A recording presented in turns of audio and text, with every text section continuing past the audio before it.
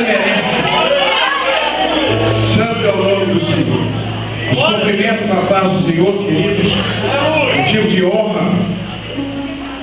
Quero pedir por gentileza, você que trouxe a sua Bíblia, pegue ela comigo em suas mãos neste instante. Abra no livro de 2 Reis, no capítulo 20, versículo 1, até o versículo de número 13.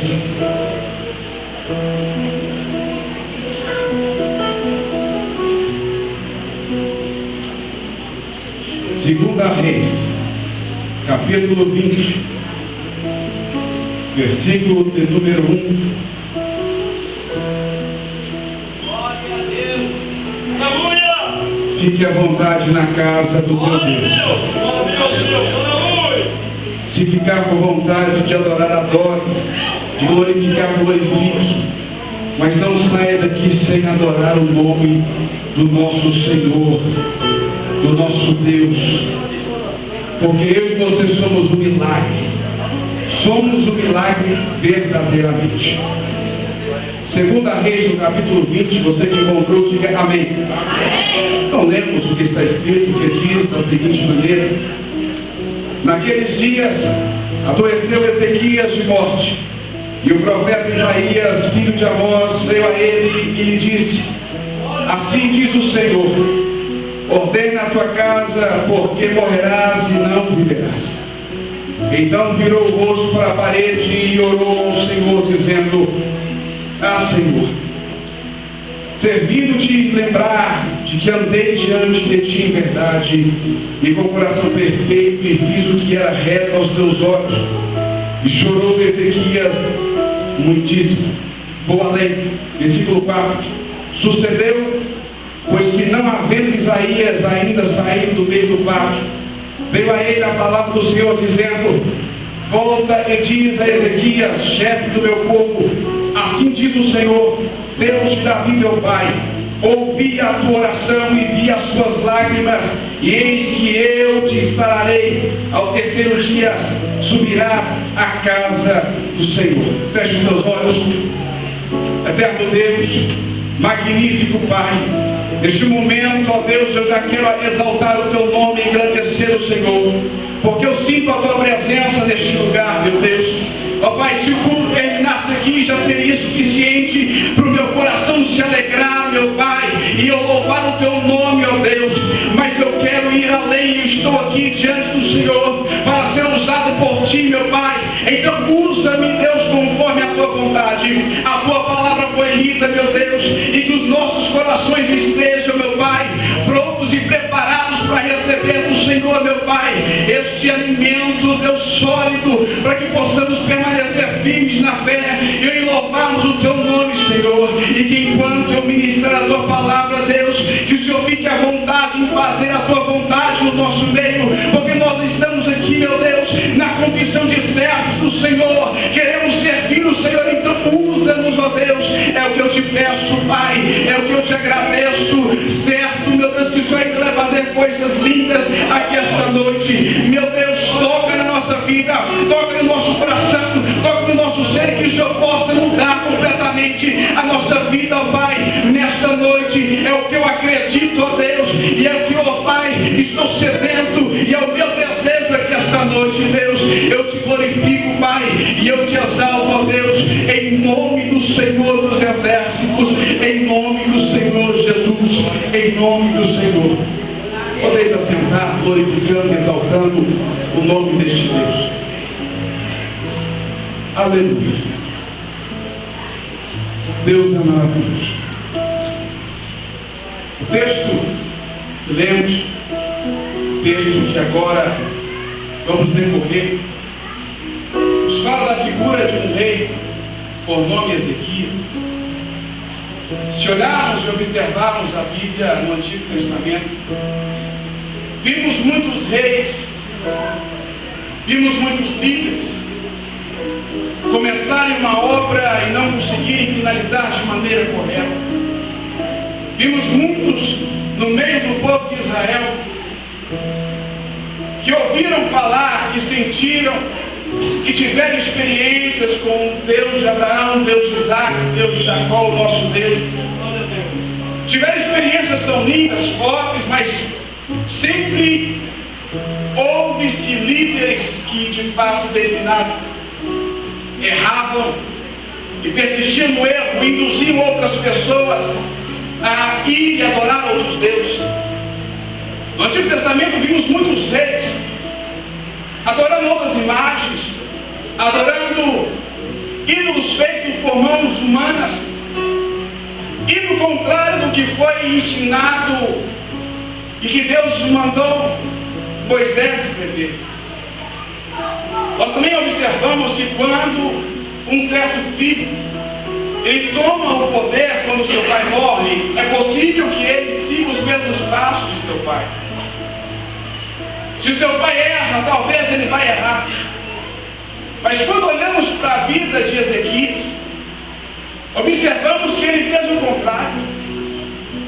O seu pai Acaz, ele era idólatra, conduzia também o povo à idolatria.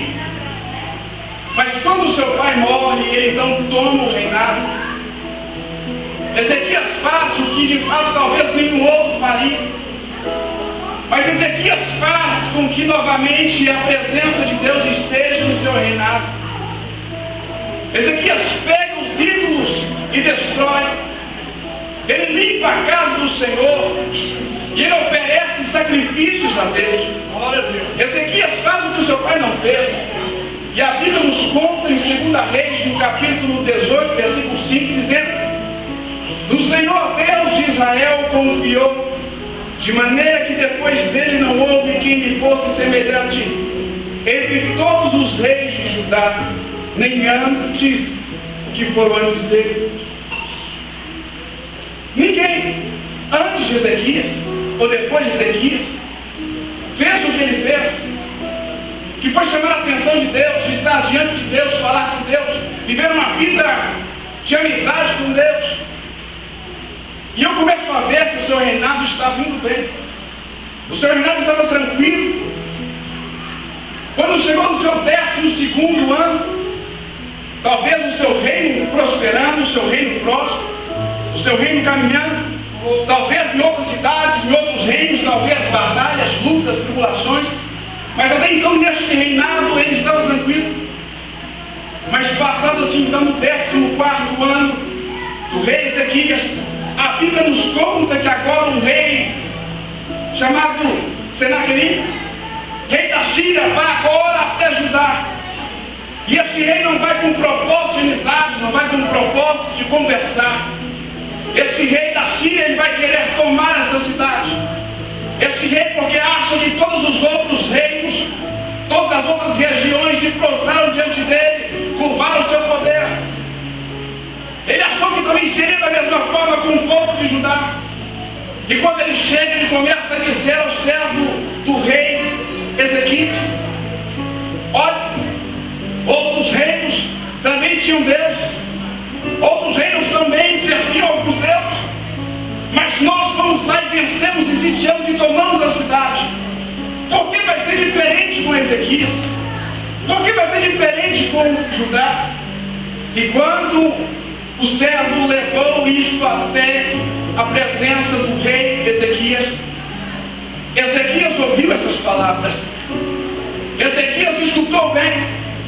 Ezequias fez algo que talvez eu e você talvez não poderíamos fazer ou pensar em fazer. Mas Ezequias pegou isto, pegou a mensagem que ouviu do rei da Síria e ele vai e apresenta a afronta a Deus. Ezequias não levantou e disse: não, então vamos lá, vamos guerrear, não.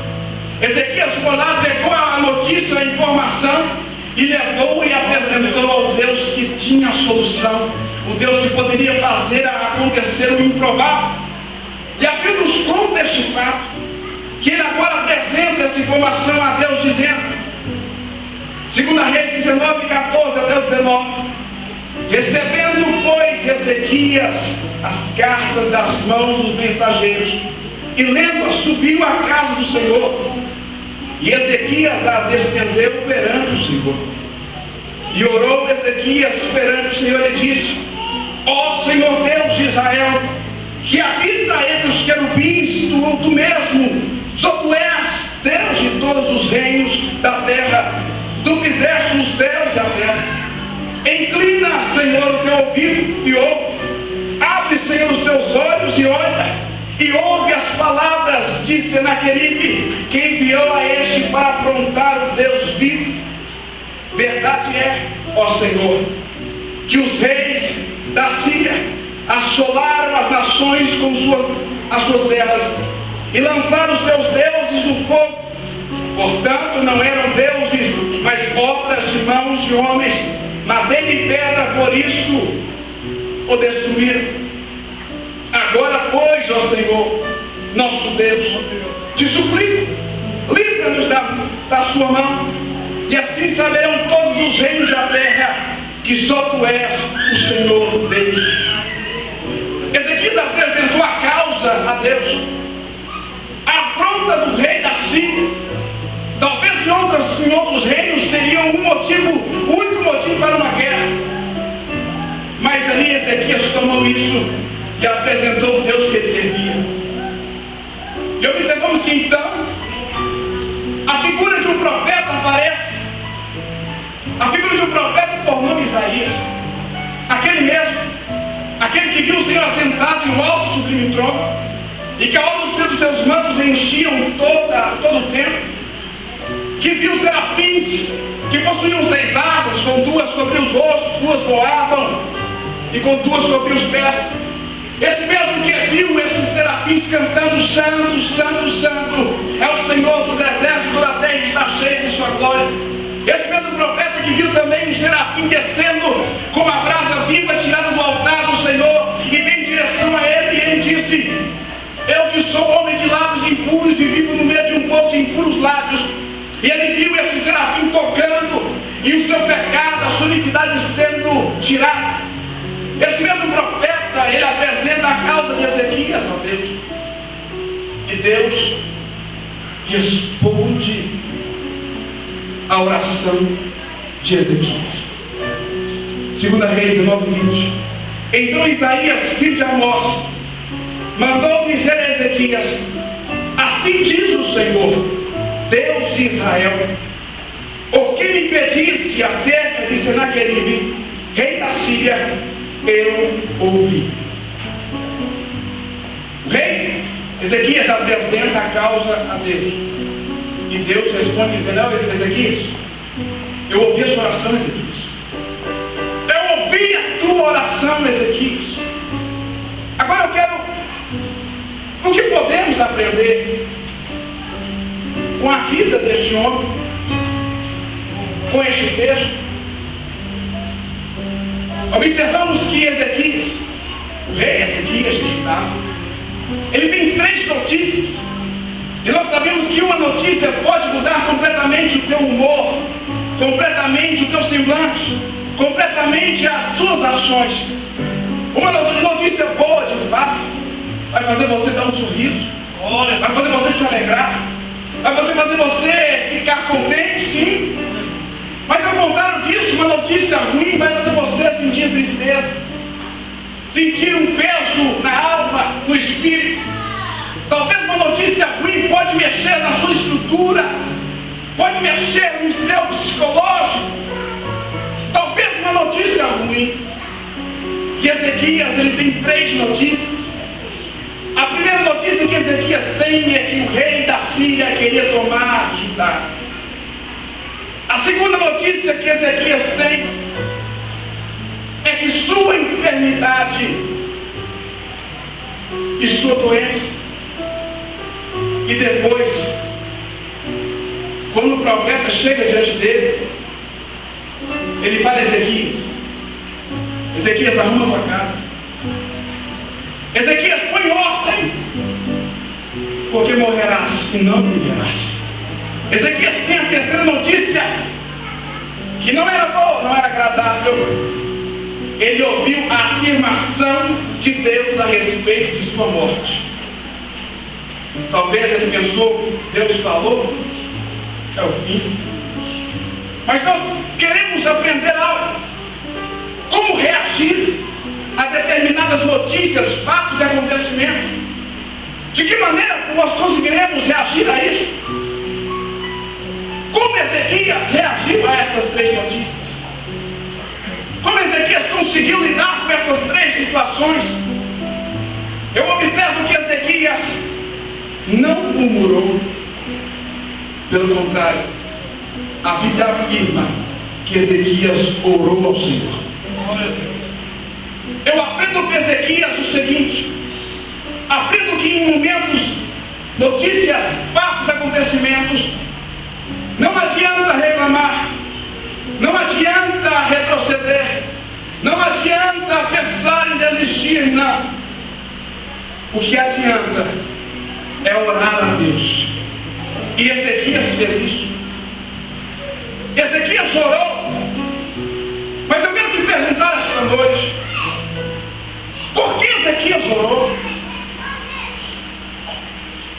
Por que Ezequias orou? Eu entendo e compreendo por que Ezequias orou, porque o milagre só pode vir daquele que criou os céus e a terra. O próprio Deus disse: arruma tua casa, porque morrerás e não viverás. Quem mais poderia reverter essa circunstância, reverter essa notícia, a se não fosse Deus? Eu acredito que Ezequias orou porque ele sabia que só Deus poderia mudar o quadro da sua história. E é por isso que Ezequias orou. Eu observo que quando Deus fala com Ezequias, ele diz para ele colocar em ordem, e eu começo a tentar entender de fato como isso de fato na prática seria. Em ordem a sua casa, abrimos conta que Ezequias vivia constantemente e fazia o que agradava a Deus. Então, porque Deus disse a ele: arruma tua casa, porque morrerás. Eu entendo que casa também pode ser a nossa casa física, ou talvez a nossa família, mas também pode ser um reinado que ele tinha, que ele tomava conta. Talvez pense comigo que era para ele delegar funções, ensinar o que de fato ele aprendeu, para que as pessoas não se desviassem daquilo do projeto que ele fez. Mas o certo é que Deus diz: arruma tua casa. Agora eu quero colocar isso e aplicar no nosso presente. Como que eu aplico isso na minha vida? Eu observo e começo a tentar entender como está a minha casa, a sua casa. Eu não digo a casa que nós moramos. É claro que nós devemos ajudar os nossos pais, filho ajudar os pais, filha arrumar a casa, sim. Mas aqui estamos falando de uma casa espiritual. Eu começo a ver que o apóstolo Paulo, na primeira carta aos Coríntios, no capítulo 3, versículo 16, ele fez uma pergunta dizendo: não sabeis vós que é templo do Espírito Santo, e que o Espírito Santo habita em vós? Ele pergunta isso, e eu começo a tentar imaginar a nossa casa. Como está a minha casa, a sua casa, na noite de hoje? Qual é a notícia que tem vindo à tua porta? Quais são os fatos que têm chegado diante de você? Quais são as aflições que têm batido à tua porta e têm mudado o teu semblante? O que tem mudado a tua face, os teus pensamentos? O que tem feito a tua casa ficar bagunçada? O que tem feito a tua casa ficar destruída? O que tem feito? Nós precisamos observar isso. Observar a nossa casa, como ela está. Porque se a minha casa estiver suja, o Espírito Santo não vai morar. Se a minha casa estiver imunda, o Espírito Santo não vai habitar. Mas se a minha casa estiver pronta e receptível a Ele vai fazer morada. E é por isso que a Bíblia diz, Apocalipse 3:20, eis que estou à porta e bato. Se alguém ouvir a minha voz, entrarei e cearei com ele comigo. Mas para isso precisa que a nossa casa esteja de fato limpa. E é fato que, para que ela seja limpa, nós temos que deixar o Senhor entrar. E quando a luz entra, as trevas têm que ser retiradas. Quando o Senhor Jesus ele entra na minha vida e na sua vida, é por isso que somos um milagre. Porque outrora estávamos em trevas, outrora estávamos perdidos no mundo, mas o Senhor nos alcançou. Ele nos alcançou e colocou a luz. É por isso que ele diz: vós sois o sal da terra e a luz do mundo. Ele também diz que a palavra dele é lâmpada para os teus no teu caminho. Isso nada mais é do que o Senhor Jesus faz isso na sua vida.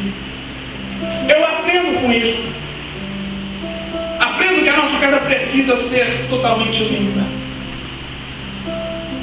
para que de fato as coisas posteriores, as que virão, possamos absorver e entender com mais facilidade. Agora eu quero tentar entender. Se Ezequias orou porque reconhecia que Deus era o único que podia trazer resposta, trazer mudança, então eu aprendo que eu e você devemos reagir da seguinte maneira: as situações que acontecem na sua vida, as notícias que chegam diante de você, os fatos que assolam a sua vida, acontecimentos que fazem com que o seu semblante caia, a tristeza venha e bata a sua porta, devemos reagir da seguinte maneira: orando e apresentando ao único Deus que pode nos ajudar. Isso que eu entendo. Mas por que orar? Por que orar? Por que eu devo orar, pregador? Eu oro porque meu pai me ensinou. Eu oro porque pessoas dizem para mim orar, mas eu não sei por que ainda eu tenho que orar. Eu ainda não entendi por que eu tenho de fato que orar, pregador. Por que eu devo orar? Oh Deus! Uma coisa eu sei. Porque Deus, Ele ouve e está perto. Isso é um fato. Mas por que orar? A Bíblia nos conta em Isaías 55, versículo 6. Buscai o Senhor enquanto se pode achar. Invocai enquanto está aberto. Eu oro, você ora porque sabemos que buscamos o Senhor porque podemos achar. Invocamos porque Ele está perto. Por isso que nós oramos. Oramos também porque a Bíblia diz em Jeremias 29, 12. Então me invocarei, e ireis e ouvireis a mim, e eu vos ouvirei. Jeremias está dizendo: eu posso clamar a Deus, eu posso indagar, eu posso pedir, eu posso dizer algo a Deus, e Ele vai me ouvir. É isso que Jeremias está dizendo. Também observo no capítulo 59 de Isaías, que ele diz que os seus ouvidos não estão agravados para que não possa ouvir. Então eu oro, você ora, porque nós sabemos que existe um Deus que ouve a nossa oração. Oramos porque sabemos que existe um Deus que ouve aquilo que pedimos. E existe o Espírito Santo que transforma os nossos gemidos e exprimir em palavras a Deus. Oramos porque sabemos que temos de fato alguém que pode interceder por nós. Oramos porque Salmo capítulo 102, 17 diz: Ele atenderá a oração do desamparado e não desprezará a sua oração. Oramos porque Deus não vai rejeitar a sua oração.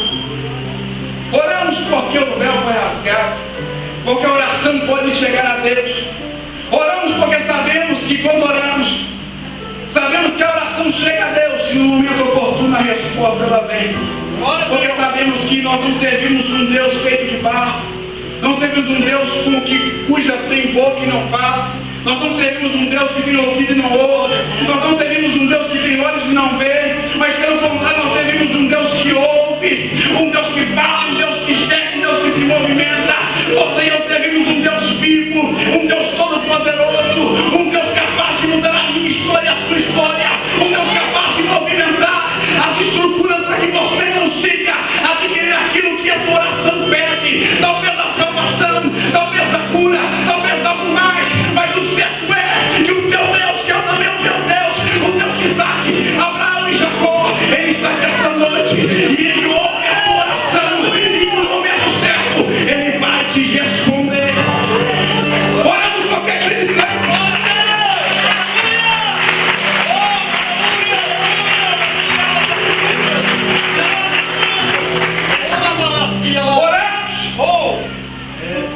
Porque Mateus, no capítulo 21, versículo 22, me afirma.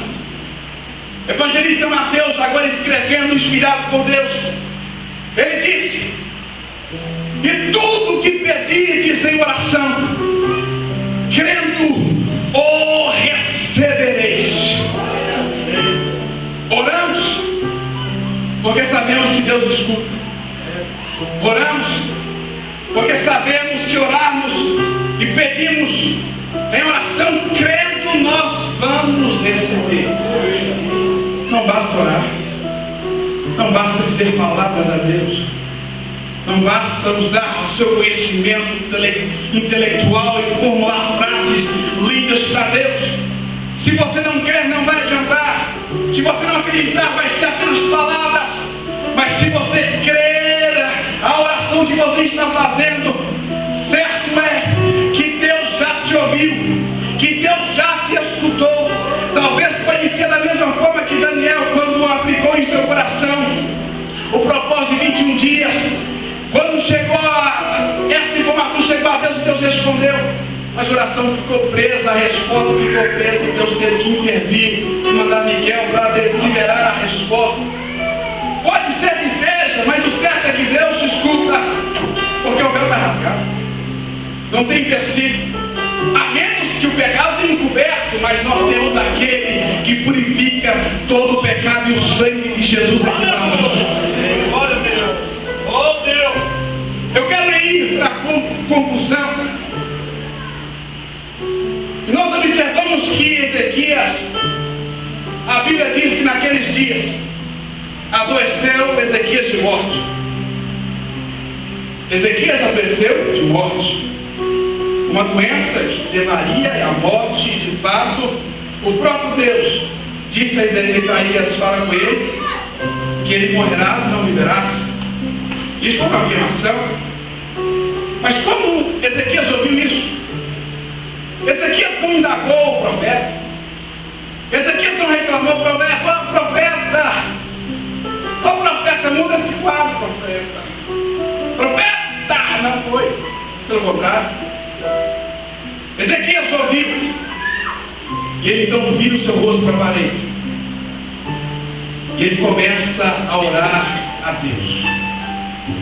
E ele diz a Deus, ele começa a se quebrantar, começa a chorar e vai: ah, Senhor, servindo-te em lembrar de que andei diante de ti em verdade, e com o coração perfeito, e fiz o que era reto aos teus olhos. Oh Deus. E chorou Ezequias muitíssimo. Enquanto Ezequias orava, o profeta saiu. O profeta veio embora. Estava embora.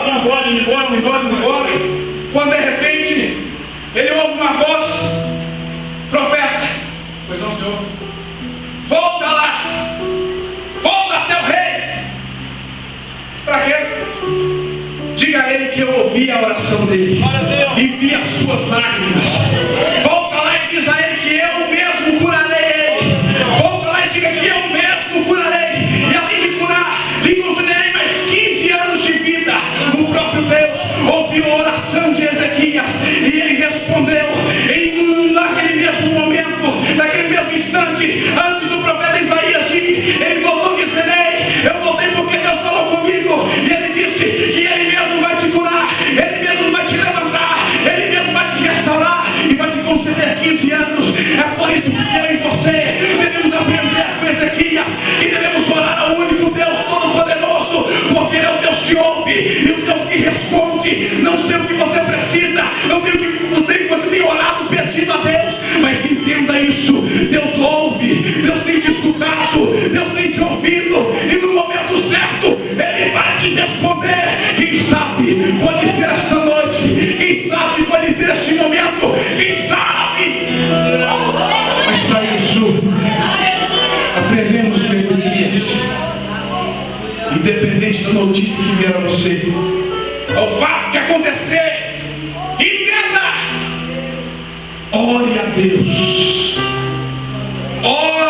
Deus, porque Ele vai te responder. Tema da mensagem nada mais é do que reação a uma ação. Agora imagine um oceano parado.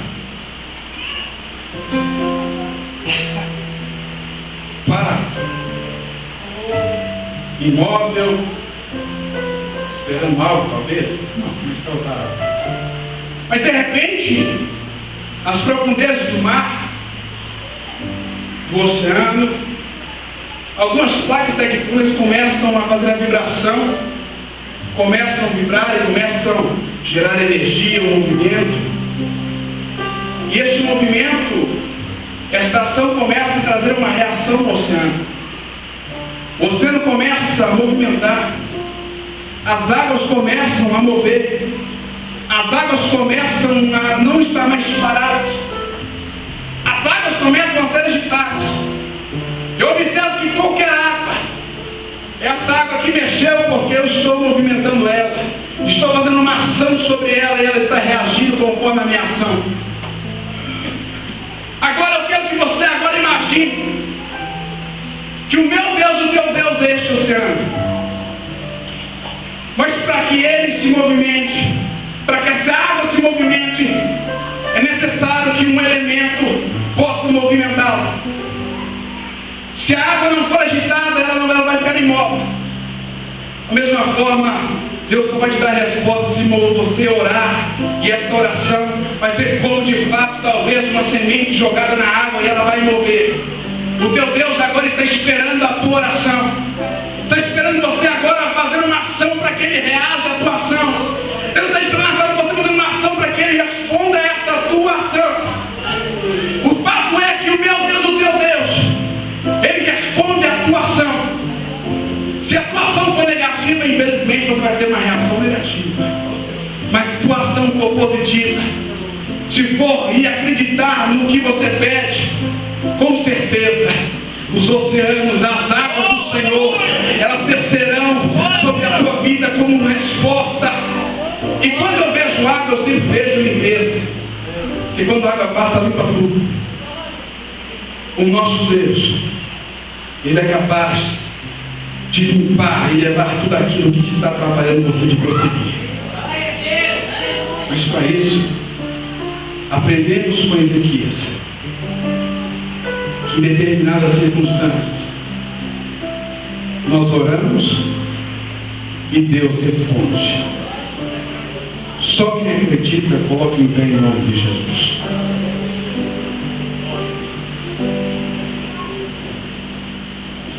Eu te convido a fazer uma oração que talvez você nunca fez na vida.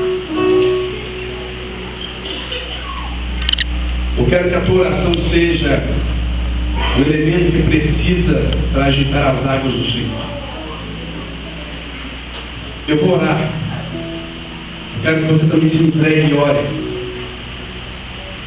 Porque à medida que você aplicar esta ação, Deus vai aplicar a reação sobre a sua vida. Nós sabemos, e eu acredito, porque o nosso Deus, ele é o Criador do céu e da terra. Você está aqui hoje, não porque as cadeiras são belas, não porque a pintura foi feita de forma profissional. Você não está aqui hoje porque o piso reflete a luz dela. Oh Deus. Você não está aqui esta noite porque a bateria, queria ver a bateria tocando sozinho, ou o teclado tocando sozinho. Impossível. Mas você está aqui esta noite porque o Espírito Santo está em você e ele te trouxe esta noite. Você está aqui esta noite porque Deus, ele sabe que você vai se entregar, que você vai deixar ele agir na sua vida, que vai deixar ele aplicar a reação, a ação que você vai fazer. Porque eu sou um milagre, você é um milagre de Deus. Você sou eu, ou melhor, eu sou um milagre porque alguém usou de ação, orou para a minha vida e Deus reagiu me salvando. Eu quero que você feche os olhos. Quero que você agora lembre da mensagem. Ezequias tinha uma sentença. Ezequias ia ter a visita do rei da Síria e talvez ele poderia morrer. Mas ao contrário disso, ele também teve a visita de uma doença, que o próprio Deus afirmou que você vai morrer, não vai viver. Mas Ezequias orou a Deus. Ezequias clamou a Deus. Nós sabemos, em Jeremias 33:3 diz: clama a mim, responder-te-ei, anunciar-te-ei coisas grandes e ocultas que ainda não sabes. Deus, Ele nos ensina que quando nós agimos com oração, Ele reage com resposta. Comece a orar. Que nós vamos orar e pedir a Deus que Ele faça a tua vontade nesta noite. Porque eu sei que o meu Deus, o nosso Deus, Ele pode ir aonde o homem não pode ir. Pode ir aonde o médico não pode ir. Ele pode tocar aonde o homem não pode tocar. Ele pode mover aquilo que o homem não consegue mover. O nosso Deus tem poder sobre a vida e a morte. Ele tem a chave de Davi, a porta que Ele abre e o homem não pode fechar. O teu Deus, o meu Deus, Ele é o cara capaz de fazer tudo aquilo que você imagina e muito mais. Mas para isso vamos agir orando a Deus. Eu quero que você faça oração que talvez você nunca fez na vida. Olha a Ele neste instante. Eterno Deus, magnífico Pai, um Deus